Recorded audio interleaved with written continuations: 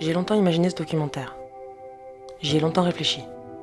Quand on veut juste montrer, de façon brute, véritablement, sans entacher la vérité, juste montrer, ça prend du temps. Qu'est-ce que je garde? Qu'est-ce que je choisis de mettre en lumière? Qu'est-ce que je veux dire? Qu'est-ce que je veux qu'on retienne? J'ai voulu faire un documentaire sur les jeunes actifs, les jeunes adultes, la génération Y, bref, appelons-les comme on veut. Ils sont bien là, ils sont nombreux, et ils se posent des questions. L'arrivée du Covid-19 n'a rien arrangé. Démission, remise en question, pause, fin d'études, réorientation, entrée dans le monde du travail. Leurs chemins de vie sont tous différents, riches, uniques. Pourtant, une chose subsiste, mais qu'est-ce que je vais faire de ma vie? Comment j'évolue dans une société qui évolue plus vite que moi? Alors voilà, CQLS est né ainsi, avec la volonté de donner la parole à ces personnes, qui se posent tellement de questions, mais qui les gardent pour elles. À toutes ces personnes qui vivent autour de nous, qui regardent le monde et la société tels qu'ils sont, et qui tentent de savoir comment on fait pour envisager la suite dans un contexte qui ne nous ressemble pas, dans lequel on ne se reconnaît pas.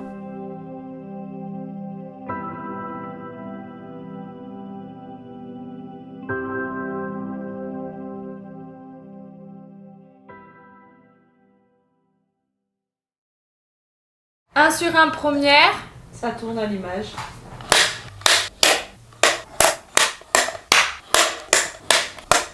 Ok. Le monde dans lequel on vit évolue à toute vitesse. Parfois plus vite que l'on peut suivre. Les mœurs changent. Les bouleversements sociaux, sociétaux, économiques et environnementaux nous poussent à repenser la place que l'on souhaite occuper, la place que l'on se trouve.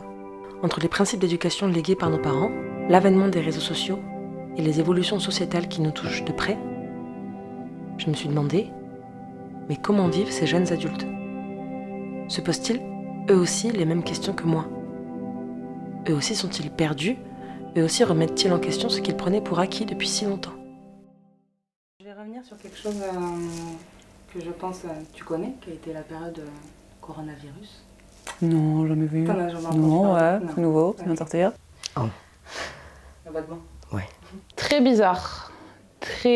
Un côté très plutôt sombre, pas agréable, et un côté très agréable et très protecteur et très important. Moi j'ai fait de l'introspection sur moi, même par rapport à ma vie de couple aussi, d'être beaucoup plus l'un avec l'autre, etc. On vivait pas ensemble, par exemple avec ma compagne, et le fait d'être confinés ensemble, etc. Ça nous a mis face à des épreuves, et moi ça m'a confronté à moi-même, quoi. Quand la vie ralentit, on a un peu plus de temps pour réfléchir.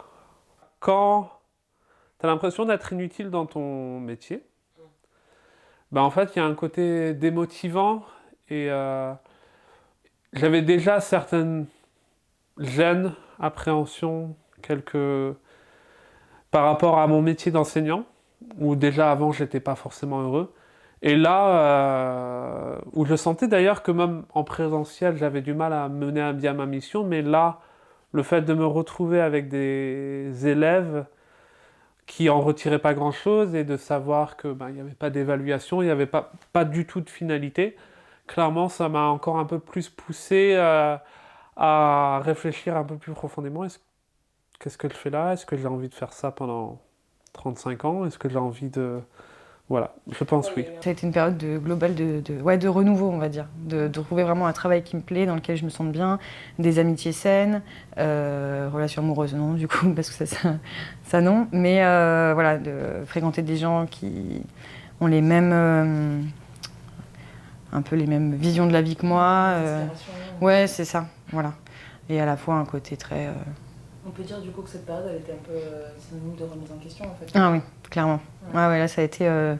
j'ai l'impression que je me redécouvrais et c'était incroyable. Je pense qu'on est dans une autre forme de monde maintenant, avec ça. Parce que on s'est rendu compte quand même que... Enfin, moi perso, moi je me suis rendu compte qu'il y en a beaucoup, ça leur a fait « Oh, c'est quoi mon but sur la Terre? Je dois faire quoi ceci, cela. » Et du coup, un moment où tu peux réfléchir. Ouais, il y a des gens, ils se sont orientés et qui sont... Enfin, moi, je le vois dans la restauration, qui sont arrivés dans la restauration parce que pris de passion.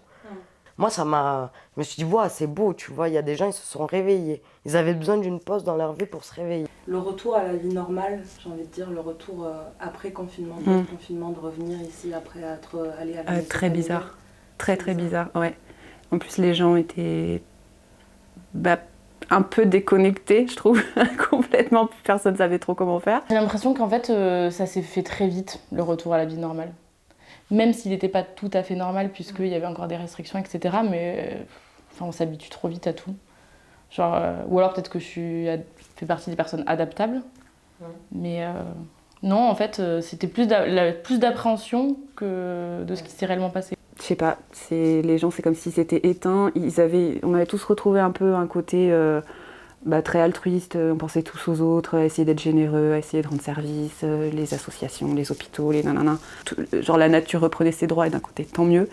Et après, c'est reparti en mode chacun pour soi, le stress de la vie. Alors le stress du Covid, en plus, je dis pas.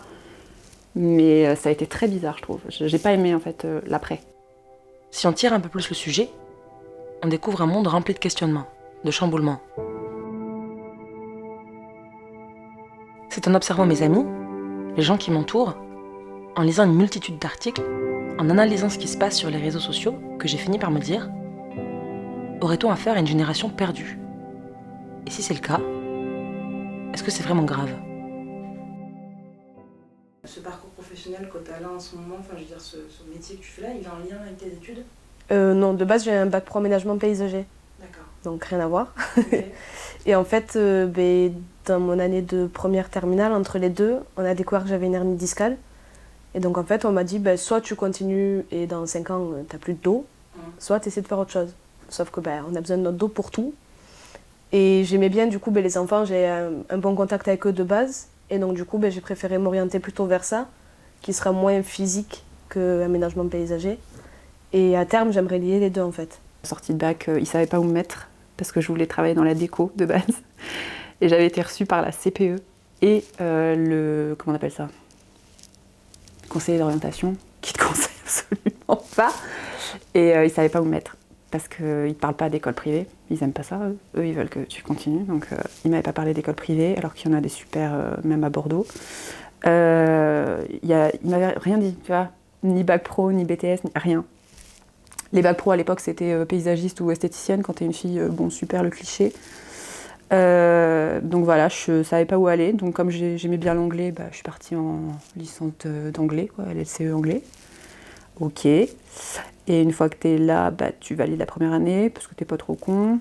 Puis la deuxième. Puis la troisième. Puis tu vois, t'arrives au bout et t'es là. C'est quoi après ? Parce que ça va bien, mais déjà pendant 3 ans tu cogites, mais il n'y a pas de... Personne te parle, enfin t'es tout seul de toute façon, donc voilà. Donc tu vas au bout, parce qu'en plus derrière on te dit « Mais non, mais vas-y, au moins t'auras une licence. » Oui, d'accord, c'est bien. Tes études, à aucun moment donné, je me suis dit, elle va être bloquante pour ta vie plus tard, à te cantonner à un métier ou un truc. Mais d'ailleurs, on en parlait comme ça, en mode, ce que je disais, ce DUT-là ouvrira plein de portes. Donc en gros, c'était pas un choix... Oui, en gros, tu prenais pas trop de risques et finalement, tu pourrais probablement faire autre chose. Mais par contre, il fallait faire des études. Ça, oui. Parce que j'ai pas le souvenir, en tout cas dans mon entourage proche, de personnes qui m'ont dit « Ah non, moi non ». Genre, ça n'était même pas mis sur la table, genre en mode « Je veux pas faire d'études, j'ai envie de faire ci, j'ai envie de faire ça ». Ça n'existait pas, enfin... Ouais, non. À la base, je voulais faire de la musique. Enfin, je voulais faire de la musique mon travail. J'ai fait une année j'ai fait un semestre de musicaux, et puis après je me suis rendu compte que ça allait pas m'ouvrir beaucoup de portes à part prof, quoi. Donc je me suis réorienté à ce moment-là parce que j'avais découvert la musicothérapie, donc je voulais finalement faire ça.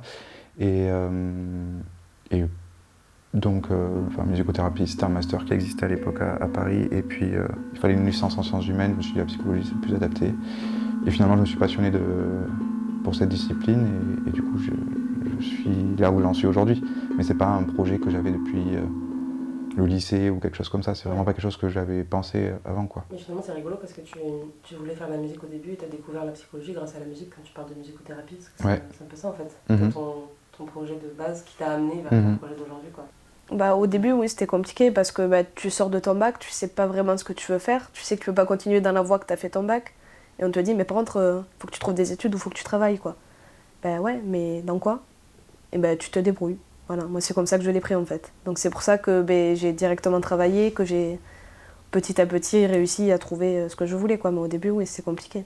J'ai commencé d'abord par être caissière dans un carrefour, parce que j'ai trouvé que ça. Bon, ça me plaisait, mais c'était pas... Voilà. Donc du coup, c'était à moi de trouver après un autre travail petit à petit pour trouver dans quoi je me plaisais, quoi. Mais oui, au début, c'était compliqué. Ce sentiment un peu d'être libre à toi-même, il n'y a jamais quelqu'un qui t'a, hormis famille, je veux dire, quelqu'un plus du système scolaire, des choses comme ça, est-ce que tu as déjà eu d'aide par rapport à ça? Non, non. Ouais. Que dalle. Alors moi, ça n'a jamais été une vocation. Je suis arrivé là un peu par hasard, je dirais. Et en même temps, avec le recul, ça fait quasiment 10 ans que je fais ce métier. Parce que c'est pas non plus un hasard total quoi, que je suis arrivé là. Donc j'ai fait médecine. Au final, j'ai fait 2 premières années que j'ai pas eu, etc. Donc je l'ai vécu comme un échec. Et donc après, j'ai cherché ce que je pouvais faire. Mais il y avait vachement cette image en médecine, en fait, quand tu rates médecine, tu fais infirmier, quoi. Et donc moi, je voulais pas du tout...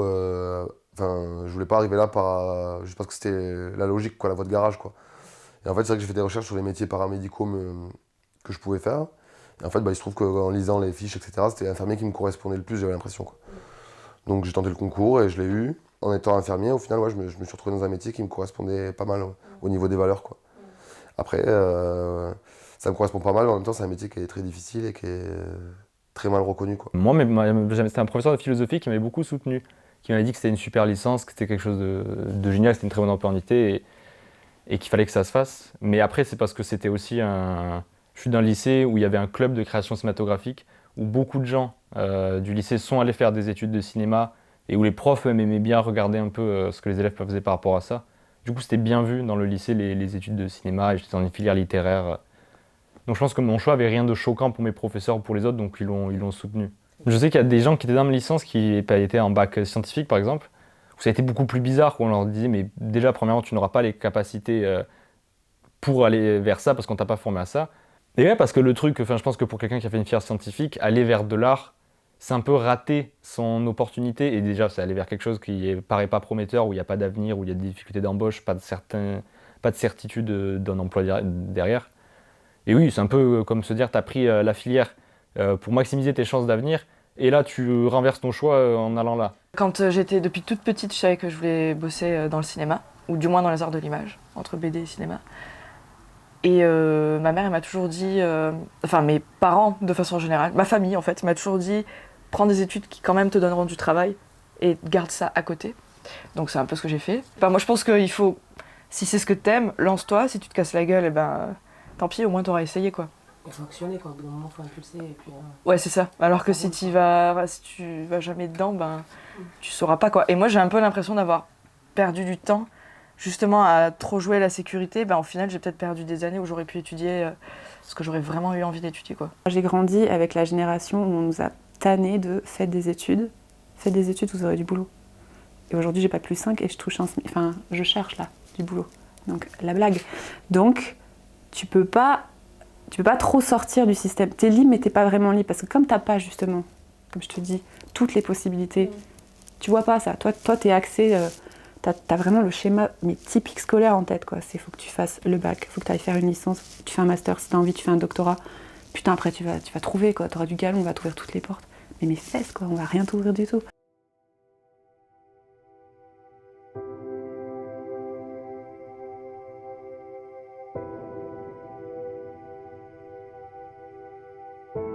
En m'adressant à elles et à eux, j'ai eu le sentiment que les questions d'éducation avaient joué un immense rôle sur leur chemin de vie.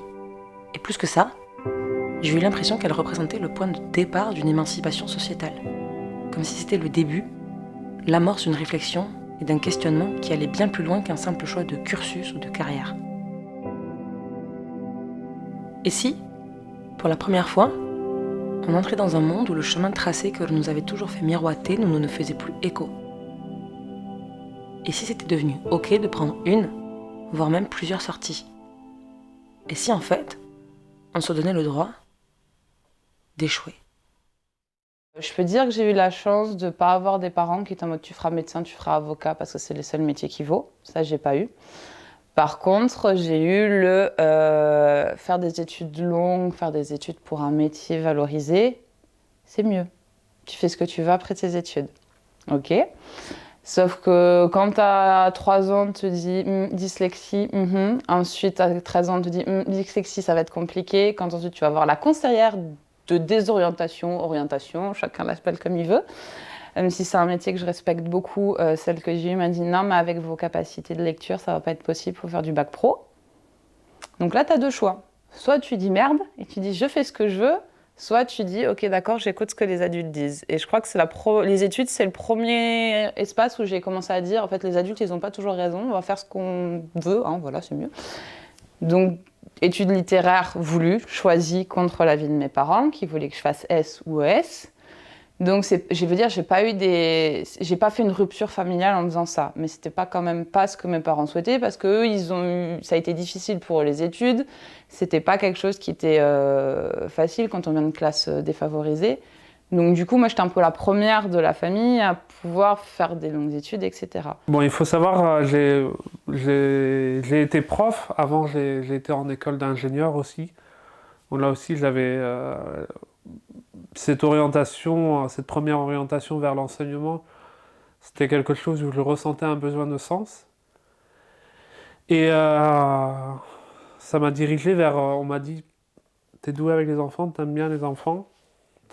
T'es une pensée assez pédagogue, donc écoute, l'enseignement, et c'est quelque chose, en plus j'avais envie de retrouver un peu l'anglais qui était important pour moi, étant né dans un pays anglophone, et j'avais peur qu'on reconnaisse mon accent français quand je parle anglais. On m'a dit, il faut que tu ailles te réorienter, parce que là, personne ne te veut, tu es trop insolente, et même en cours, tu n'as pas le niveau, donc il faut que tu te bouges. Et là, je suis allée voir un conseil d'orientation et on m'a dit, bon ben voilà, qu'est-ce que vous voulez faire dans la vie? Moi j'ai dit, je veux voyager, je veux parler aux gens, et surtout je veux gagner de l'argent. Et elle m'a dit, bon ben ok, elle m'a dit, bon, ben voilà, j'ai trouvé des lycées, je choisis, postule. Il y en a un qui m'a pris. Et quand je suis arrivée, mais je pense que je suis arrivée par hasard. Franchement, j'ai signé en bas de la page, quoi, tu vois. Genre, il n'y a que ça, quoi. Et bon, ben, ça remplit tes critères à toi, mais tant mieux, tu vois. Et ben, j'ai pris le premier train en septembre 2010 et j'ai jamais quitté ce monde après. Après, je suis rentrée, j'avais 15 ans.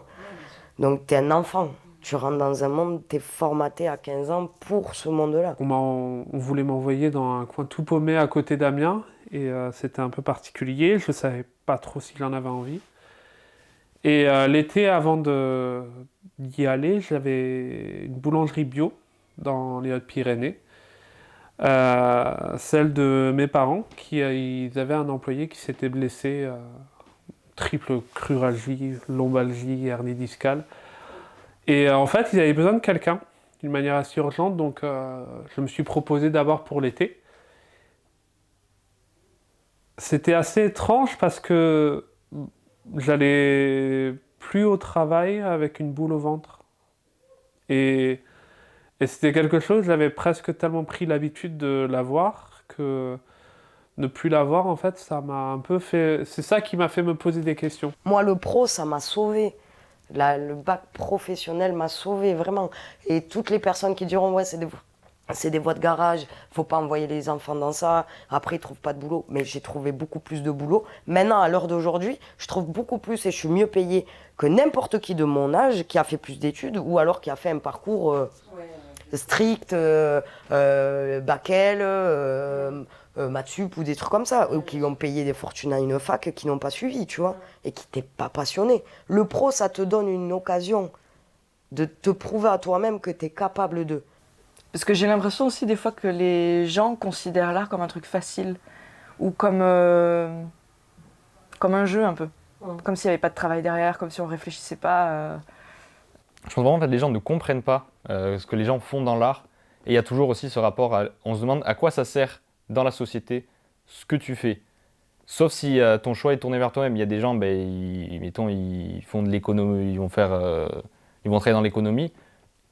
J'en sais, un trader, tu sais qu'il va faire de l'argent pour lui-même, qu'il va créer quelque chose pour lui. Un artiste, tu te dis, pour lui, finalement, il ne va pas créer grand-chose. Et pour la société, il ne va pas créer grand-chose. Et en plus, ça ne rapporte pas énormément d'argent. Ouais, c'est ça, ça ne rapporte pas d'argent et ça ne semble rapporter pas grand-chose à la société. Pourquoi toi, tu as choisi des études plutôt littéraires et pourquoi plutôt artistiques? Là, par contre, parce qu'on m'a dit que c'était fait pour moi. Parce que moi, je voulais faire astrophysicien. C'était mon projet à la base, c'était de faire astrophysicien. Et j'étais une bille en maths. Et donc, je me suis dit que j'étais une bille en maths. Et du coup, comme j'étais pas scientifique, on m'a d'abord envoyé vers le premier, le truc le plus logique et le plus cohérent, c'est-à-dire la filière économie sociale. Et en fait, quand j'étais là, ça m'intéressait pas, l'économie sociale, ça m'intéressait pas du tout. Ok, donc t'es quand même parti d'astrophysicien. Oui. C'est pour ça le retour à la philosophie, j'ai besoin de recherche, d'avoir des démonstrations, des raisonnements logiques. En fait, c'est ce qui me botte depuis le début. On n'est pas représenté aujourd'hui. Il n'y a personne, au niveau par exemple gouvernemental, il n'y a personne qui représente notre tranche d'âge. Et on ne parle jamais de nous. Alors qu'on est quand même les 25-35, on va dire. On est les jeunes actifs, mais d'aujourd'hui. On te parle constamment et tu as toujours la représentation du français moyen, mais le français moyen, il a 40-45 ans. Il a déjà un boulot, il galère comme tout le monde, mais je sais pas comment dire. Nous, j'ai pas l'impression qu'on nous montre vraiment. On va te dire que les jeunes galèrent à trouver du boulot et après on va te dire il y a du boulot. Donc s'ils travaillent pas, c'est qu'ils ont pas envie. Non, c'est pas ça. Parce que la preuve, moi j'en cherche, tu peux être surqualifié, ou surdéplômé, je sais pas comment on peut dire, ils te prennent pas. Tu peux ne pas avoir le bac, ils te prennent pas. Enfin, c'est ultra galère. Et t'es pas représenté. On parle pas de ça. Tu vois, je sais que je suis pas la seule. Mais justement, à quel moment on entend parler de ça, de la galère des jeunes, du stress post-Covid aussi, parce que ça a joué énormément, de galérer à trouver encore plus après le Covid, ça a été l'anarchie, parce que tout le monde a cherché du travail.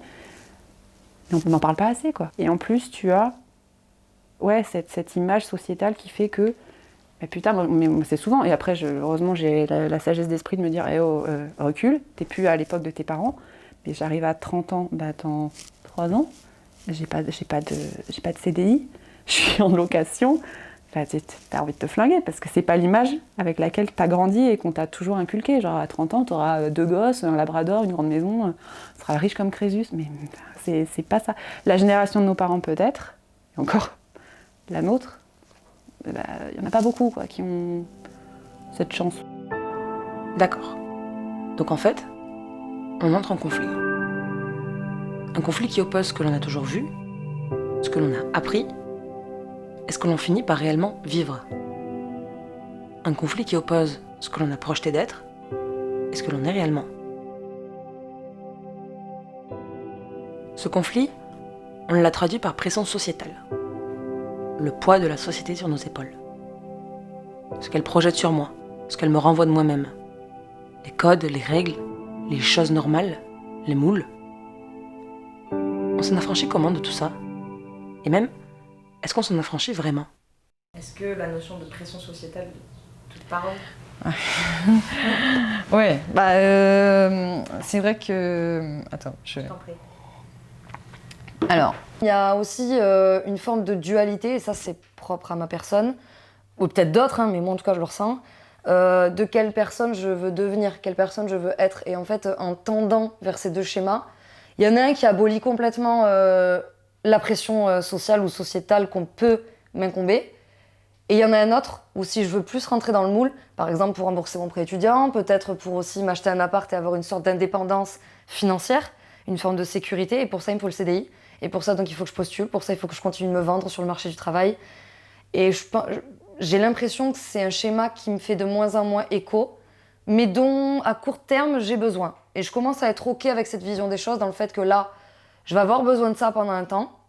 Cette forme de fonctionnement que j'ai actuellement dans le moule, dans le travail, dans ce que je suis.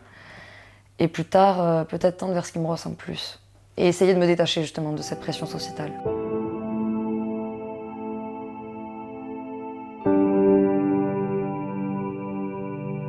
Moi, je suis dans une situation où je finis mes études, j'ai un CDI, en temps plein, en 9h-17h, avec un salaire au-dessus du SMIC. Donc j'ai une situation qui est idéale pour quelqu'un, pour l'image que mes parents ont de qu'est-ce qu'une vie confortable.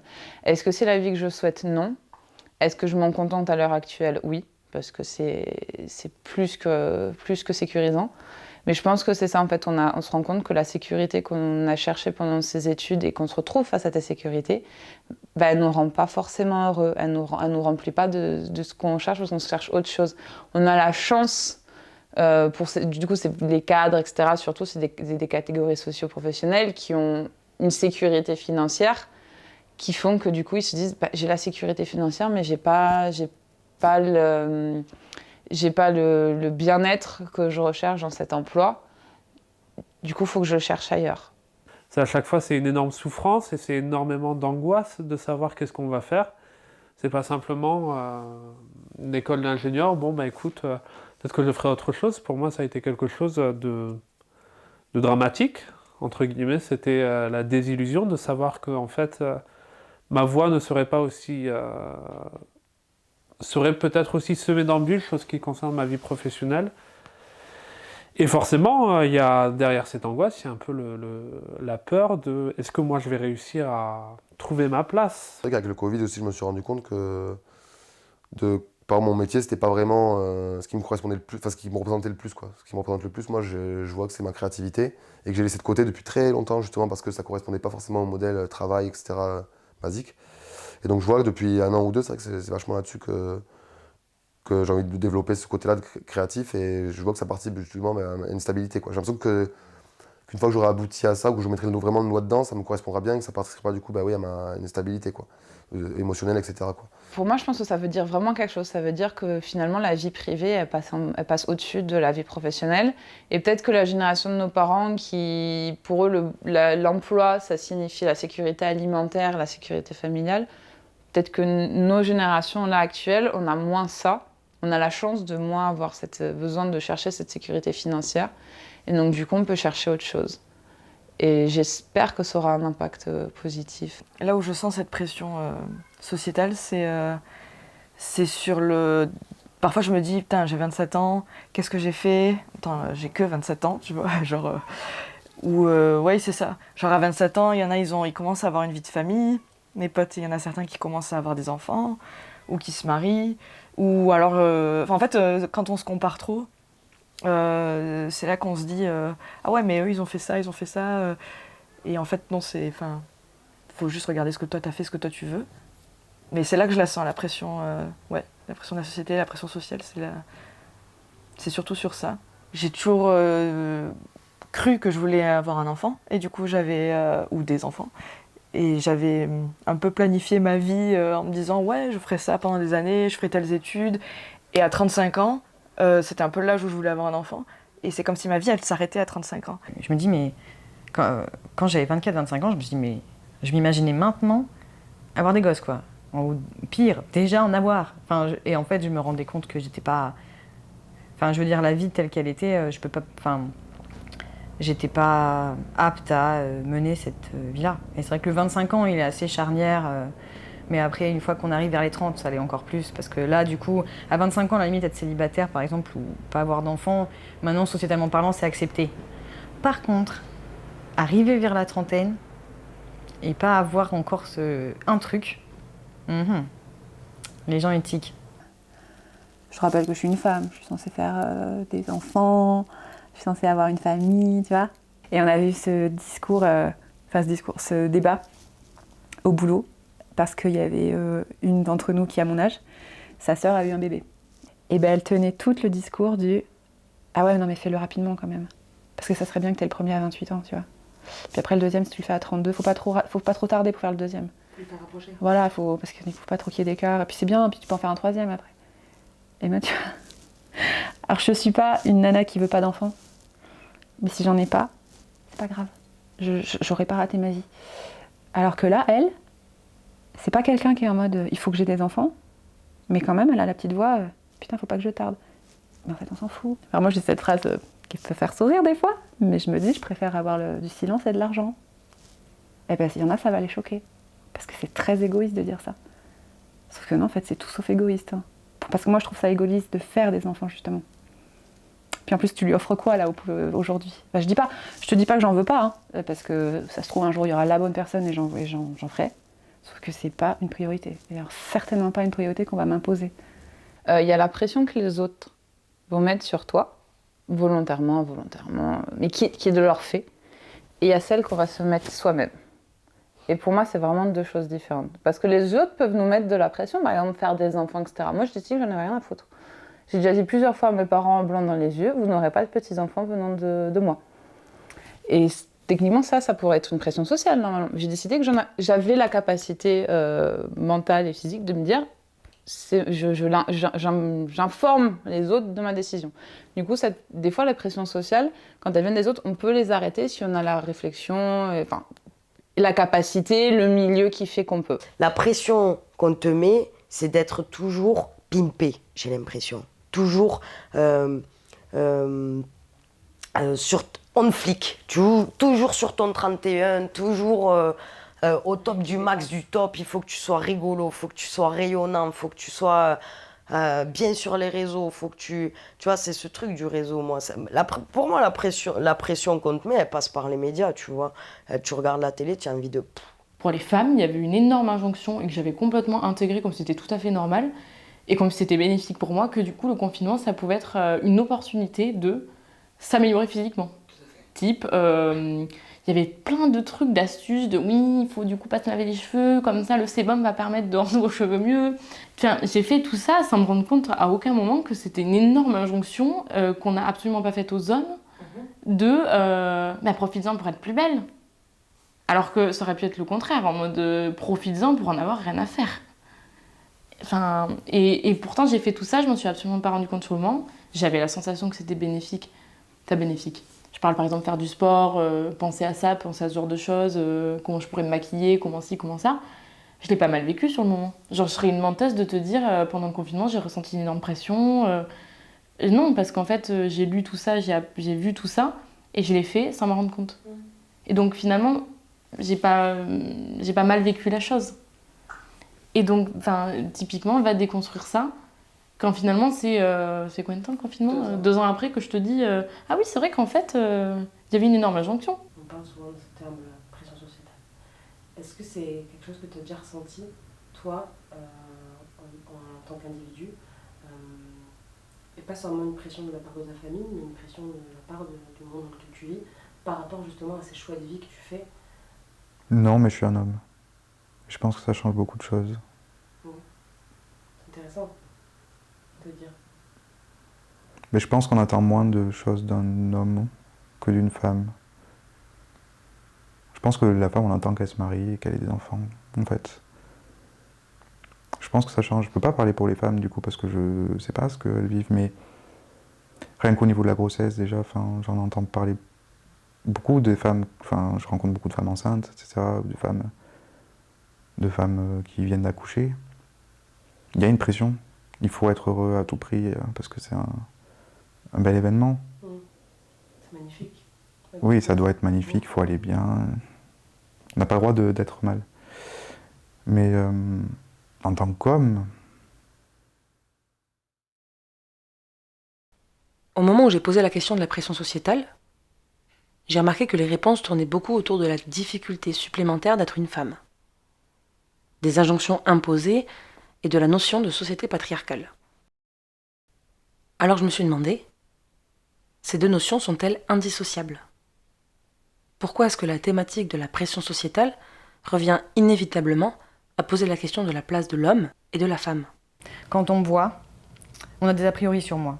On s'imagine, on se voit que je suis une femme, je suis jeune et en plus je fais plus jeune. En plus j'ai un look un peu atypique. Donc en fait généralement, à cause de ces critères-là, mais surtout parce que je suis une jeune femme, souvent on me prend pas au sérieux. Souvent je suis pas crédible. Plus quand j'étais dans le milieu de l'aménagement paysager du coup, parce que la petite enfance c'est plus un milieu de femmes, donc du coup il n'y a pas trop ce problème-là, mais en aménagement paysager oui. Sachant qu'en plus j'avais des problèmes de dos, donc directement je suis une femme, j'ai des problèmes de dos, je suis capable de rien quoi. Alors que si. Mais souvent j'ai entendu ouais. Par les gens de ta classe par exemple Oui, les gens de ma classe ou même les maîtres de stage chez qui j'étais, enfin les personnes que je rencontrais quoi, à mon parcours quoi. En fait, moi je pars du principe que si j'ai envie de quelque chose, je le fais. Il n'y a pas de question de homme, femme, faible, fort. Si j'ai envie de quelque chose, je le fais et puis je fais tout pour y arriver quoi. Oui, bien sûr, ça me parle.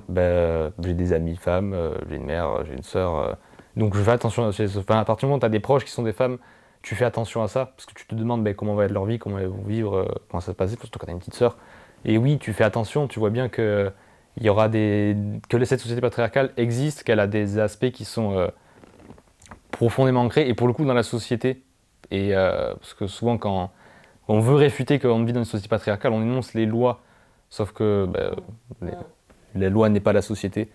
Mais oui, c'est sûr, ça se remarque. Enfin, je pense à partir du moment où tu fais un peu attention aux femmes qui vivent auprès de toi, déjà tu peux deviner un peu ce qu'elles vivent, et surtout tu le vois en fait, tu comprends ce qu'elles vivent. Après, en tant que pression, quand tu parlais de pression par rapport à la société patriarcale, c'est-à-dire, parce que moi je ne la vis pas vraiment, enfin je la vis pas peu en tant qu'homme. C'est vraiment toutes les petites choses autour, des choses contextuelles, des micro-situations qui ont fait écho en moi, où je me suis dit « Ah, c'est dans ça le patriarcat ?» Bah oui, je l'ai vécu en fait. Et ça, je pourrais pas là tout de suite te donner d'exemples, mais c'est vrai que moi j'ai grandi dans une famille où de toutes les manières, les tâches ménagères étaient dispatchées de sorte à ce que oui, les filles s'occupaient du ménage, de la vaisselle, du linge, de toutes les tâches intérieures, on va dire. Et il y avait aussi un système de méritocratie, donc comme les deux combinés, c'est vrai que pour moi, c'est égal patriarcat, quoi. Donc oui, j'ai grandi là-dessus. Après, j'ai mis beaucoup de temps à identifier que ça impactait ma vie professionnelle. Et je m'en suis rendu compte lors d'un entretien, c'était un homme qui me faisait passer l'entretien. Et quand j'essayais de négocier un peu le salaire ou même tout simplement mes prétentions salariales, mais aussi en termes de mission, de tâches, il m'a dit c'est étonnant parce que vous les femmes, vous demandez toujours moins que ce que vous méritez. Et alors de base, je me sentais en position d'infériorité vu que j'étais dans une galère de chômage depuis des mois, donc c'est vrai qu'à ce moment-là, c'est pas de la prostitution, mais franchement presque quoi. Donc tu veux juste une source de revenus et puis c'est tout, donc t'es prête à tout, tu te dévalorises. Et en fait, il m'a dit que les hommes de base n'étaient absolument pas dans cette dynamique quand ils étaient en entretien. Et ça m'a fait écho. Et là, j'ai vu qu'effectivement, professionnellement, ça impactait. Et même mon entourage, je vois les hommes de mon entourage, la façon dont ils agissent et dont ils vivent leur milieu professionnel. Moi, j'ai l'impression de m'excuser d'être là en permanence. Donc c'est vrai que je me rends compte. Ouais. J'avais un peu ce sentiment de... T'es un mec et en fait, bon, après, j'ai quitté un métier pour en rejoindre un autre. Donc la question... c'est plus posé dans une perspective future si je ne trouvais pas quelque chose qui m'allait vraiment. Mais j'ai vraiment perçu ce côté, si jamais je ne travaille pas, c'est quelque chose où je suis moins homme, je suis moins, entre guillemets, désirable, même si le terme est un peu bizarre. Ça correspond peut-être à... Ta qualité d'homme était diminuée par le fait que tu Oui, ma qualité en tant qu'homme était corrélée à quel point mon statut était implanté dans la société. À quel point j'étais un membre productif de la société. Parce qu'en même temps, la société dit de chaque individu si entre guillemets, elle rentre dans le moule, donc si elle est acceptable, si on peut lui mettre un pouce en l'air, ou si justement on lui dit le contraire. Je vais revenir encore sur le monde hôtelier et la restauration, c'est un monde carnassier. Plus t'es le meilleur, plus t'accèdes. Donc, quand t'es une fille, t'as tes mêmes chances qu'un mec. Et même voire plus, parce que dans la restauration, dit le service, si en plus tu as un bagot et que tu es un peu jolie, malheureusement, mais tu peux tous les niquer. Mais vraiment. Et donc passer au-dessus. Et donc être toi, en fait, au-dessus de tous ces mecs. Et moi, c'est ce qui m'est arrivé. Parce que je faisais des étoilés, parce que je gagnais bien ma vie, parce que j'ai toujours bien gagné ma vie, et j'ai toujours mieux gagné ma vie qu'un homme. Donc j'arrive pas à voir ce truc. Mais parce que je suis dans un cadre je suis dans une branche spéciale, qui a fait que je me défonce dans mon travail, que je le fais avec passion, et qu'il y a tout ce truc. Je ne parle que dans mon cas. Bien sûr que quand je vois à côté, c'est pas du tout pareil. C'est bête à dire, mais ne serait-ce que... par exemple, j'ai l'impression qu'il y a une mouvance depuis quelques années qui est un peu liée au féminisme aussi, forcément.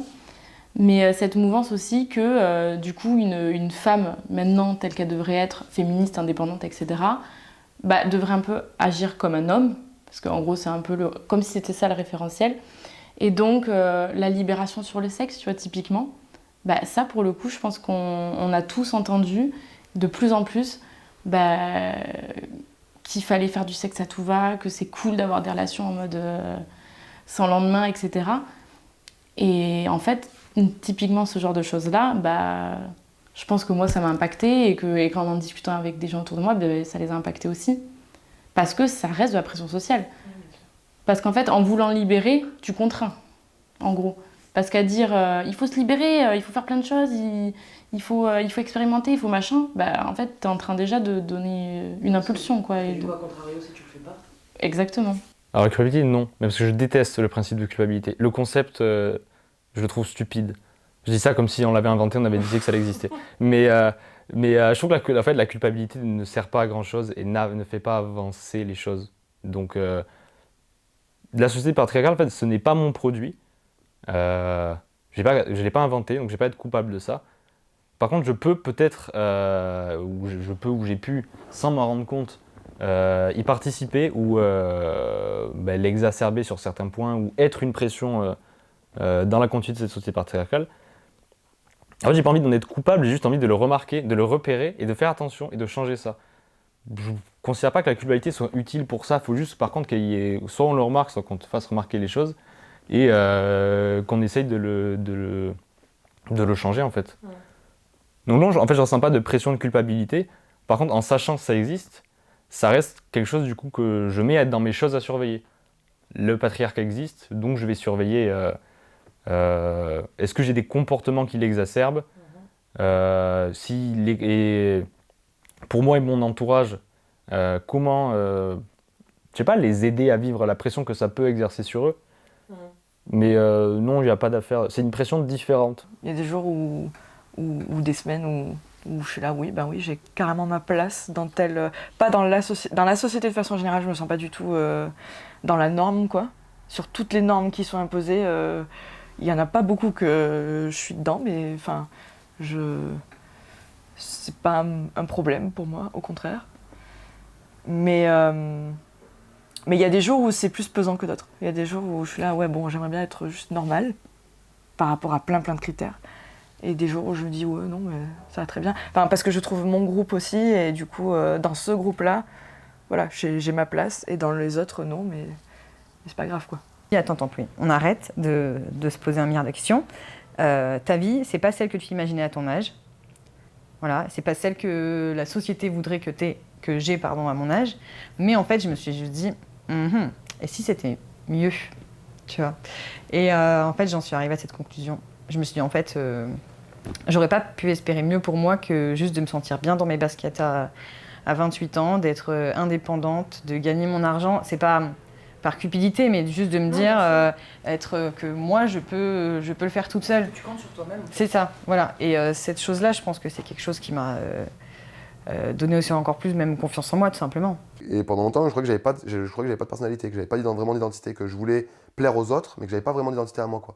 Et il y a que depuis quelques années, vraiment, que je me rends compte qu'en fait, si, j'ai une putain de personnalité, que j'ai des putains de qualités et de valeurs et que les autres n'ont pas, ou des défauts aussi.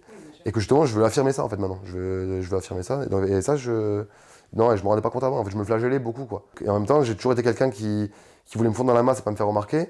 Et en même temps, j'ai toujours voulu me faire remarquer. Et moi, quand tu dis que le côté moule, etc., avant ça, j'en ai toujours souffert, quoi. Je suis très coquet, je suis quelqu'un de très coquet, m'épiler, mettre des crèmes, nanana. Prendre soin de moi, ça, c'est un truc que j'ai toujours aimé faire.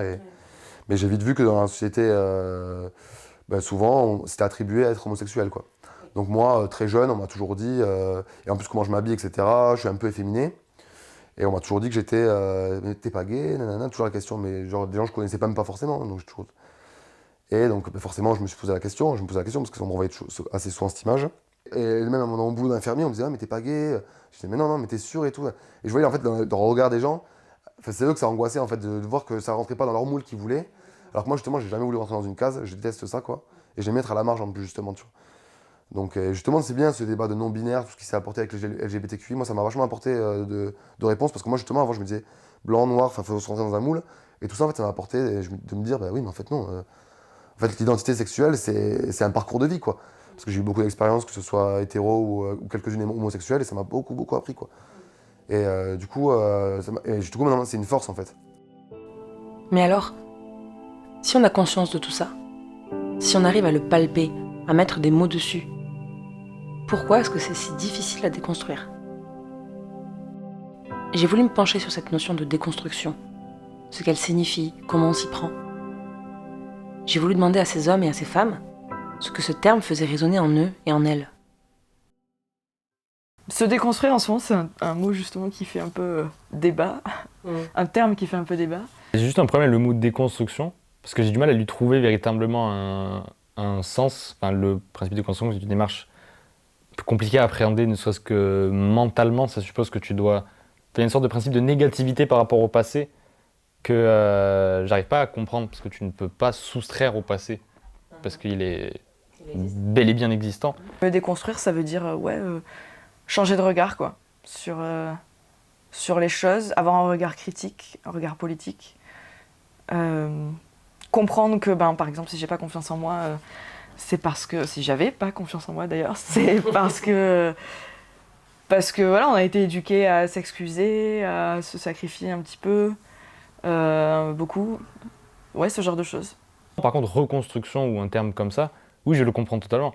C'est essayer de se voir un peu comme une sorte de charpente qui a été faite de différentes manières et voir un peu comment se rebâtir. La reconstruction, enfin, oui, je veux dire reconstruction, du coup, déconstruction, par rapport à différentes choses, que ce soit le féminisme, son attitude écologique ou vis-à-vis de différents sujets de société, ouais, c'est hyper important.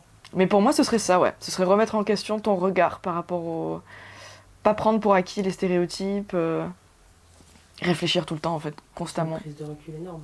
Ouais, c'est ça. Mais que tu peux pas forcément faire tout seul, quoi. Il faut soit te faire... Enfin, qu'il y ait des gens qui lancent un petit peu le truc. Moi, c'est un ami qui m'a un jour donné un livre. Et à la fin du livre, ça a un peu changé ma vie, quoi. C'est pour moi une des premières étapes d'être adulte. C'est être capable de regarder derrière toi et de voir que des choses qui soit viennent de croyances, soit viennent d'habitudes, soit viennent de la société, de comment tu as été éduqué et tout ça, sont pas forcément légitimes ou bien fondées, qu'il faut les... En fait, c'est le principe de remise en question. Pour moi, un des premiers gestes d'adulte, c'est voir qu'on peut se remettre en question et qu'il faut changer des choses. Après, il y a besoin de l'entourage, évidemment, pour ça. En général, il faut quelqu'un qui te montre que ce que tu fais ou ce que tu penses n'est pas forcément adéquat, n'est pas forcément bien, ou du moins que tu aies quelque chose qui te le fasse remarquer. Mais oui, c'est un travail de... Un électrochoc, quoi. Voilà, un électrochoc. Mais c'est un travail d'une vie, parce qu'il y a toujours des trucs qui vont pas qu'on fait, on n'est jamais parfait, on n'est jamais complètement abouti. Déconstruire, ce serait donc être capable de regarder avec recul la société dans laquelle nous vivons, nos mécanismes, nos fonctionnements, et d'essayer de savoir ce que l'on veut vraiment.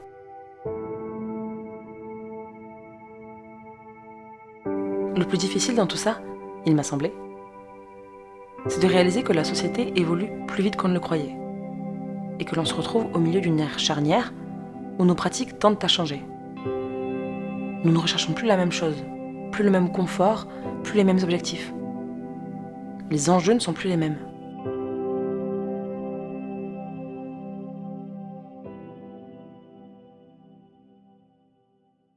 La question écologique, c'est très très large comme sujet. Mais déjà, juste un point pour moi qui est essentiel, on fait pas tout ça pour sauver la planète, on fait tout ça pour sauver notre cul. Et juste ça, parce que la planète, elle va survivre, hein, elle va tenir, même, enfin, il n'y a qu'à voir Tchernobyl, hein, les humains ne peuvent plus y vivre, mais les plantes, les animaux, de manière horrible, etc., mais il y a quelque chose qui peut se recréer, et la planète se portera très bien son nom. Donc ce qu'on essaye de sauver, c'est pas la planète, c'est les humains et les animaux, pour qu'on évite une nouvelle extinction qu'on est en train de causer. Par contre, sur le discours que nous, on a eu quand on était petits, pour moi, on nous a mis un poids sur les épaules qui, à l'âge où on les a eus, c'était pas à nous de les porter. On nous a dit, il faut que vous fassiez ça, il faut que vous fassiez ci, il faut que vous triez vos déchets, il faut que vous fassiez... Alors qu'au final, on avait 8-9 ans. Donc, nous inculquer des pratiques écologiques, encore heureux qu'on l'a fait, mais le discours de « ça va être votre responsabilité plus tard », ouais, ça va être notre responsabilité plus tard, mais c'est aussi la vôtre, à vous maintenant. aux adultes de l'époque. C'était aussi leur responsabilité. Et est-ce qu'ils ont fait ce qu'il fallait? Non. Est-ce qu'on est en train de faire ce qu'il faut? Pour moi, on n'est pas en train de faire assez du tout. Je supporte pas qu'on dise sauver la planète, parce que la planète, elle en a rien à battre de tout. Enfin, quand il réfléchit, c'est pas sauver la planète qu'ils veulent faire, c'est sauver l'humanité. Ça fait vraiment les grandes phrases philosophiques, mais c'est vrai, c'est pas... La planète, elle s'en fout. Hein. Nous, elle te fout une ère glaciaire et tout. Elle s'en fout, on est ça. Je pense qu'il y a un je m'en foutisme complet. Je pense que les gens qui sont à la tête des gouvernements ont trop à y gagner à y être. C'est hypocrite parce que pour moi, il n'y a pas vraiment de prise de conscience, en tout cas des gouvernants, des sachants, etc., vu que ça ne va pas dans leur sens du capitalisme, etc. Mais il faudra un grand changement et ça devrait commencer déjà par les plus gros pollueurs et par les plus gros industriels et par l'État qui donne le là, quoi. Et je trouve que culpabiliser le petit citoyen, etc., je trouve que c'est trop facile, quoi. En fait, on ne se met pas tous autour de la table, on ne dit pas, ok, donc la société, elle va faire ça, les politiques, ils vont faire ça, les industries, ils vont faire ça, et individuellement, on va faire ça. On n'arrive pas à se communiquer. Moi, j'en ai marre. Trop d'enjeux financiers, trop d'enjeux politiques. Il y a trop d'enjeux, mais comme il y avait trop d'enjeux d'arrêter l'esclavage, comme il y avait trop d'enjeux d'arrêter l'apartheid, comme il y avait trop d'enjeux de laisser la femme avoir un salaire, au final, on a été capable de faire des changements sociétaux sur des milliards de personnes en quelques décennies. Et là, ça fait depuis les années 80 qu'on nous dit ça pue un peu ce qui se passe là, c'est pas normal que tous les animaux ils disparaissent. Et en 50 ans, on n'est pas capable d'avancer. Mais je trouve que c'est hypocrite parce que le plus gros du travail qui devrait être fait, c'est au niveau des plus gros pollueurs et des plus riches aussi qui polluent le plus, etc. Quand on le voit avec l'histoire des jets, etc. Enfin, nous, on se culpabilise alors qu'il y a des mecs qui polluent. En une journée, ils polluent plus que toi, tu pollueras jamais de ta vie. Et eux, t'inquiète pas, qu'ils se culpabilisent même pas, quoi. Enfin, au final, c'est qui va être touché? C'est pas eux, quoi. C'est nous, les jeunes de notre âge, et encore les générations encore à venir. Ça va être... Et malgré tout ce qui se dit, tout au niveau de la science, des recherches qui sont faites, bah ça fait flop, quoi. Il y a trop d'argent en jeu, j'imagine. Trop d'intérêts qui nous dépassent, en fait. Oui. Enfin, trop d'intérêts qui nous dépassent, je sais pas s'ils nous dépassent. C'est des intérêts financiers, et ils préfèrent ça au sort. Parce que ça va pas les impacter, eux, finalement. Après, moi, je reste convaincu que nous, déjà, à notre échelle, on peut changer les choses. Des choses. Peut-être pas tout, je pense qu'il faut que ça avance. Sur les deux fronts. Mais, rien qu'à titre personnel, je suis végétarien. C'est un choix par conviction. On sait que ça change beaucoup les choses quand tu changes au niveau écologique, quand tu changes de régime, quand tu deviens végétarien. Ouais, surtout la consommation de viande écologiquement. Voilà. La consommation animale, oui. La production. Oui, la production. Mais quand déjà, en devenant végétarien, tu réduis ton bilan carbone, mais énormément. Donc, je pense que chacun peut... Mais voilà, enfin moi je pense que si, rien qu'au niveau de la consommation, rien que de viande par exemple, je pense que rien qu'à notre petite place de personnes, d'individus, si il y a beaucoup de monde qui fait ce choix, là, pas parce qu'ils n'aiment pas la viande, pas parce que ça devient trop cher, pas pour des questions, mais vraiment pour des questions écologiques ou de traitement animal, ben à un moment donné, les industries vont arrêter de produire. Donc faut pas forcément que ça vienne qu'au dessus où on dit bah non, on limite parce que c'est pas possible, quoi. Non, si aussi d'en bas, du peuple, ça dit bah faut arrêter de déconner, quoi, les gars, on va arrêter. Moi je mange plus de viande parce que ça fout la planète en l'air, quoi. Et puis en plus les animaux, enfin comment on les traite, voilà, quoi. Donc je pense qu'on peut changer les choses des deux côtés. Et je pense que nous, individuellement, on peut changer les choses aussi. On a ce devoir aussi. Ouais, mais après dire que c'est un devoir, c'est peut-être culpabilisant pour les gens. Nous-mêmes, ne serait-ce que... Oui, peut-être, mais les gens s'en rendent pas forcément compte. Après, c'est très difficile de changer d'habitude. Et dans la société actuelle, c'est difficile d'abandonner un certain confort. Nous, dès petits, on nous a appris qu'il faut économiser l'eau, qu'il faut trier nos déchets. C'est nous qui avons appris nos parents à trier les déchets. Il faut éteindre la lumière. Voilà, c'est ça. Bon, ça, ceux qui regardent la conscience électricité, ils le faisaient, oui. Mais moi, c'est moi qui ai appris mes parents à trier, et pour plein d'autres enfants, c'est pareil. Et donc, à la fois, en fait, on va avoir le mauvais rôle, qu'on va être ceux qui vont être le plus angoissés par cette idée. C'est-à-dire qu'on arrive, ça va mal, et qu'on va peut-être pas réussir à changer les choses. Et ça, c'est un truc qui vient de plus en plus, d'ailleurs, que on est pris dans cet étau-là où on doit changer les choses, mais on n'est pas sûr d'y arriver. Et donc, à la fois, on a un rôle positif de se dire, on peut être peut-être la première génération qui amorce quelque chose pour créer quelque chose de mieux à l'avenir et des meilleurs réflexes et une meilleure gestion de l'écologie. Mais à la fois, je pense que plein se sentent commencent déjà à se sentir juste désemparés par la chose, se dire, bah, en fait, est-ce que moi, mon impact, je suis en train de faire quelque chose, est-ce qu'en fait, il n'est pas déjà trop tard? Est-ce que... en soi, notre position, je trouve qu'elle est un peu à double tranchant. Donc si en plus on te fout la pression de « il faut que je trouve du boulot, il faut que je sauve la planète, il faut que j'achète une voiture électrique bientôt, je sais pas avec quoi », c'est pas possible, quoi. J'ai vite remarqué qu'imaginer, réfléchir, se demander ce que signifie être stable aujourd'hui allait instinctivement de pair avec une prise de conscience écologique. Chaque homme et chaque femme que j'ai interrogé se pose des questions. Certains et certaines plus que d'autres, mais le chemin est en train de se faire. Et au-delà des sollicitations et prises de conscience écologiques, comment on fait quand on a l'impression que personne ne nous comprend? Quand on a l'impression que ce que l'on vit, ce que l'on traverse, ne semble pas être réellement entendu, compris. Moi, j'ai un peu de mal à m'investir aussi, c'est vrai, dans la politique, dans toutes ces choses. Des fois, ça va me toucher, mais c'est plus quand c'est l'affect, quand ça résonne dans l'affect, quoi. Tu sais pourquoi t'as du mal à t'investir dans ces trucs politiques, dans ces... Parce que c'est du bullshit, parce que c'est du blabla, parce qu'il faut trier entre les médias et j'ai pas la force, quoi. Pas la force ni l'envie, j'ai pas envie de trier. J'aimerais une info qui vienne à moi, ou un média qui me parle tout de suite. Il y en a qui ont un discours qui me parle immédiatement. Mais je vais plus le retrouver dans les chaînes féministes.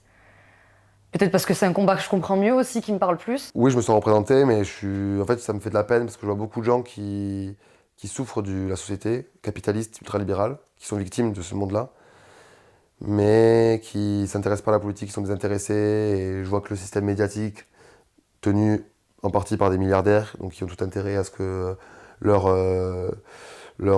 idéologie soit transmise le maximum possible. Mais il y a des gens qui adhèrent à ça, alors qu'au final, ils en sont perdants, mais depuis 40 ans, et ça détruit leur vie, ça détruit tout, quoi. Mais il y a beaucoup de gens, ils y croient même plus déjà, parce que la politique, ces dernières années, elle a tellement trahi, etc. Il y a beaucoup de gens, ils y croient pas, quoi. Et ils se désintéressent. Et en fait, le système politique a tout intérêt à ce que les gens se désintéressent de la politique, parce qu'au moment où il faut aller voter, quoi, donc c'est sûr que c'est le seul pouvoir démocratique qui nous reste. Et beaucoup de gens n'y vont même plus, parce que pour eux, ça sert à rien. Alors qu'en vrai, si, ça sert, mais si tout le monde y allait, ça servirait. Nous, les jeunes, déjà, on n'existe pas. On pense pas. On est bêtes. On n'a pas de conscience politique. On sait pas réfléchir, et puis on n'est pas conscient, tu comprends. Moi, je vois plus une représentation... Franchement, hein, moi, je vois plus la représentation d'un homme de 40 ans que de n'importe quelle personne, tu vois ce que je te dis? Quand on parle politique, quand on parle de la société, tu vois, j'ai l'impression qu'elle est faite pour un homme de 40 ans. Moi, je suis pas représentée, déjà parce que t'es pas représentée quand tu habites un quartier, déjà de un, t'es pas représentée dans ta ville, déjà. À petite échelle, hein, déjà, t'es pas représentée. Tu sais, les grands événements, ils se font qu'en ville. On va pas aller chercher ou alors te mettre de la pub dans ton truc de quartier pour que tu ailles en ville, toi. Non, ça va rester dans un cercle fermé, tu vois. Donc déjà, il y a cette classe qui sépare les gens, tu vois. Donc déjà, moi, je me sens pas représentée en tant qu'habitante d'un quartier.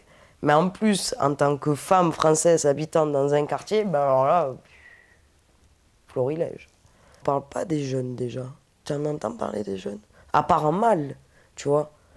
J'ai le profil grande école toulousaine, Airbus, enfin voilà, le truc assez... marketing digital, donc vraiment dans l'air du temps, et ça match avec les représentations actuelles des jeunes actifs, on va dire, en tout cas comme je l'entends. Par contre, moi, individuellement, mes ressentis dans ma vie professionnelle, les galères que j'ai pu rencontrer, comment ça s'est passé et ce que je ressens maintenant, non. En tout cas, moi, je n'ai pas d'écho dans mon entourage, ou alors c'est plutôt la gente féminine qui va plus se rapprocher de ce que je ressens et de mes ressentis. mais ou de ma vision des choses dans la société, le fait que c'est très ambivalent en fait, c'est dur de savoir qui on est, ce qu'on veut, surtout à un âge où on veut toutes les réponses alors qu'on a du mal à accepter que c'est que le temps qui nous apportera certaines. C'est aussi le fait de vouloir courir plus vite que la montre, là, pour le coup. Et voilà, mais non, j'ai du mal à trouver une représentation où vraiment je peux voir un profil sur les médias ou quoi qui va ressembler au mien, qui est un peu perdu finalement entre ce qu'on lui a appris, ce que je pensais vouloir être en grandissant, ce moule dans lequel on nous façonne. Mais il y en a qui arrivent à s'affranchir de ce moule, je le vois, hein, même dans ma branche, même qui ont le même type de profil à peu près, avec lesquels j'avance, je vois qu'ils ont trouvé quand même leur truc. Et du coup, ils arrivent un peu à s'affranchir ou alors à s'approprier en fait ce profil, ce moule, on va dire. Personnellement, je ne l'ai pas encore trouvé. Peut-être ça dépend des milieux politiques, justement. Il y en a qui écoutent, d'autres qui écoutent beaucoup moins. Des générations aussi, peut-être. Notre génération, elle est assez large. J'ai l'impression qu'on se comprend de 10 à 40 ans, peut-être. On est à peu près sur la même longueur d'onde. Ouais, ça va. Je pense que je trouve un écho à ma génération, ouais. Et en tant que femme. Bah, justement, il y a tellement de mouvements féministes, d'assauts, de collectifs et de... Puis il y a ce truc qui nous lie pas mal aussi, tous et toutes, c'est les réseaux sociaux. Et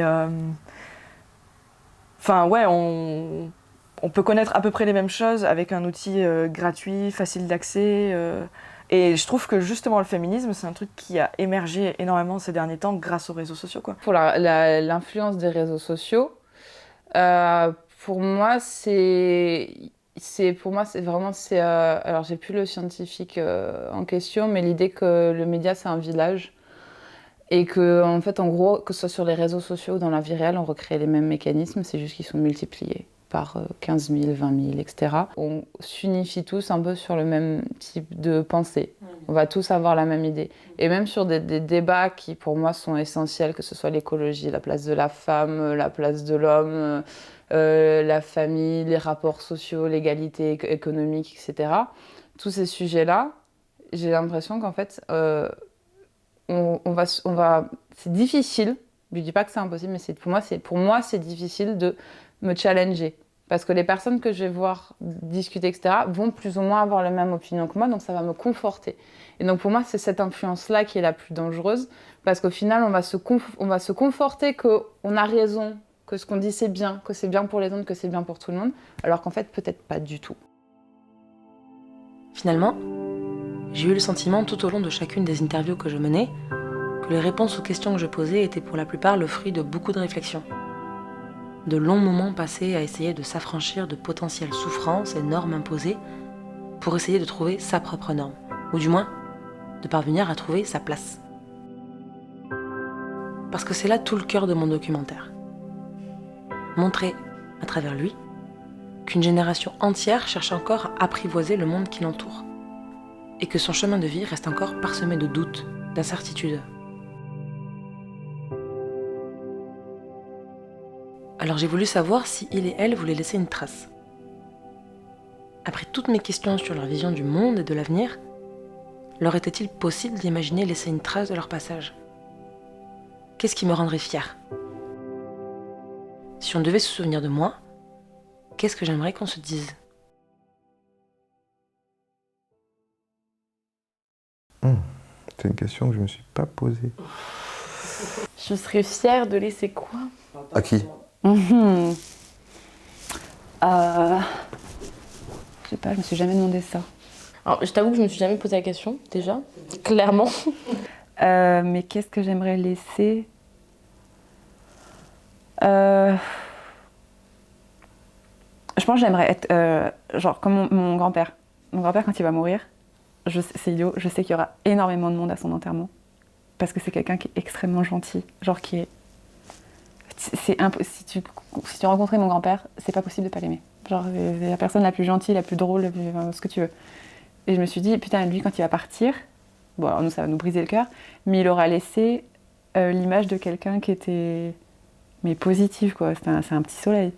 Donc là, présentement, j'aimerais partir avec ça. Ça serait ça mon héritage, c'est de me dire, putain, elle va nous manquer celle-là. L'héritage que moi j'ai à laisser, c'est l'héritage que moi j'ai reçu En plus, cet héritage avec un grand H rejoint l'héritage avec un petit H parce que c'est mon père qui m'a légué ça. C'est mon père qui, entre guillemets, m'a transmis cet intérêt.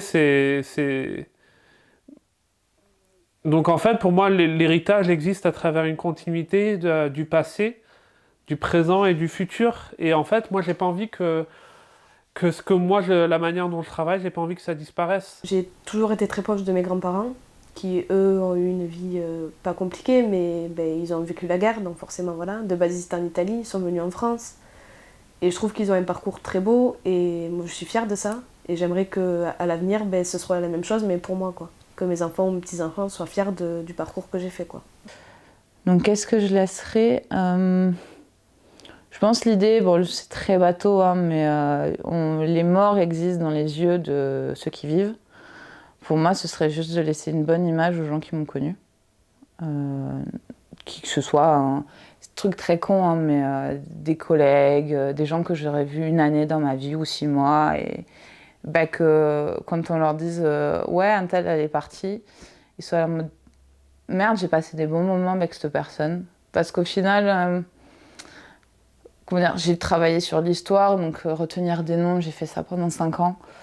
Et au final, c'est pas tant le nom qui est important, c'est l'impact des actes de la personne qui compte. Alors, je serais fière si les gens que j'aime s'aimaient autant que je les aime. Je pense. Je pense des valeurs, en fait. Ça dépend, en fait. J'ai pas encore construit de famille, donc j'aurais eu tendance à dire, si j'avais eu une famille très importante, de véhiculer vraiment les bonnes valeurs, le bon état de conscience sur les choses. Ou sinon, ça va paraître bateau dit comme ça, mais vraiment une bonne action qui fasse la différence, quoi. Sentir que tu as impacté soit dans certaines mentalités, en fait c'est ça plus, je pense. J'ai l'impression que c'est plus ça qui me reste. C'est impacter certaines mentalités, ne serait-ce qu'une personne. J'ai envie que les gens autour de moi se sentent bien, mais au-delà, c'est pas se sentir bien avec moi, c'est se sentir bien avec eux-mêmes. Tu vois, la différence c'est que je veux juste dire, écoute, t'es incroyable, t'es hyper belle, ou regarde comment tu danses, ou tu dessines trop bien. Enfin, tu vois, je veux juste que les gens autour de moi comprennent qu'ils ont une valeur, ils ont de la valeur, et qu'ils ne démordent pas, qu'ils ont une vraie valeur minimum, et qu'ils descendent pas plus bas que ce qu'ils valent vraiment, quoi. Bah moi, ce serait plus toute l'expérience que j'ai acquis, toutes ces prises de tête, justement tout ce que je me suis réfléchi, j'aimerais juste le transmettre aux gens que j'aime, ou qui sont plus jeunes, etc., pour pouvoir faire gagner du temps, je me dirais. Ma fierté, ça serait de transmettre, en fait. C'est juste littéralement ma fierté. C'est de pouvoir transmettre la curiosité, de pouvoir transmettre des connaissances, de pouvoir participer à créer de la connaissance et aider à la transmission de la connaissance et de plein d'autres choses, hein, tout ce que j'aurais acquis dans ma vie, de pouvoir juste transmettre mes expériences, mes réflexions, ce que j'ai réussi à obtenir, ce que je pense valorisable pour des générations futures. Moi, vraiment, la chose qui me rendrait fier, c'est de pouvoir transmettre à des enfants, à des élèves, des gens de mon entourage, ce que j'ai acquis dans ma vie. Et peut-être savoir que j'ai vraiment fait du bien autour de moi, après de plein de manières différentes, tu vois, mais me dire que j'ai laissé un bon souvenir aux gens, déjà, ça serait pas mal, tu vois. Avec rien qu'à mon entourage, que j'ai été présente pour eux, que j'ai été chouette, que je les ai aidés d'une certaine façon. Parce que de toute façon, au vu de mon investissement actuel dans les causes de manière générale, je pense pas que je laisserai de traces pour la société. Par contre, je peux laisser des traces minimes chez des gens avec qui je suis. C'est tout bête, mais si j'ai pu parler avec quelqu'un et que notre discussion l'ait amené à peut-être plus réfléchir sur certains sujets, déjà c'est cool. Ah bon, déjà, juste philosophiquement, une bonne image que les gens retiennent de moi. Tu vois, je voudrais juste que si un jour je m'en vais, tu vois, les gens disent ah, c'est dommage, elle était top hein, quand même, hein. Une fille comme ça, tu vois. Juste ça me plairait, tu vois. Juste que j'ai fait pétiller peut-être 1 ou 2 vies, ça me ferait plaisir. Juste ça. Après, le reste, bien sûr. S'il y a un truc très important que j'aimerais laisser. Depuis que j'ai 11 ans, j'écris dans un journal intime. Donc ça fait 16 ans. Pas tous les jours, parce que bon, j'ai grandi, hein, j'ai pas le temps maintenant. Mais ouais, quand ça va pas, j'écris dedans. Et quand ça va aussi, parfois, j'écris 3 mots, tu vois. Et en fait, j'écris parfois des souvenirs qui me reviennent et que j'ai pas envie d'oublier. Je me dis, ah ouais, putain, c'est vrai, je me souviens de ça. Clac, clac, clac. Et en fait, j'aimerais que ça... Je sais pas, si j'ai des enfants un jour, je me le souhaite, hein, peut-être un jour. Mais ouais, qui est ça dans ma famille, qui se disent ah putain, ma grand-mère, t'as vu, elle écrivait ça, tu vois. Ouais, ça pourrait être sympa. Et les photos. Les photos, c'est le seul truc. Après, le reste, tu peux tout brûler, je m'en fous. Le premier truc qui m'est venu à l'esprit, c'est des photos ou des œuvres artistiques, quelles qu'elles soient, tu vois. Mais qui soient personnelles ou avec un écho, qui soient personnelles mais avec un écho universel un peu, enfin en tout cas essayer. Et ce que j'aimerais beaucoup, c'est c'est le militantisme et laisser avoir été utile en fait, avoir fait avancer une cause, avoir sauvé quelque chose. C'est comme ça que j'aimerais qu'on se souvienne de moi, tu vois, à travers mon art et mon militantisme. Je serais fier si j'ai pu aider des gens à aller mieux.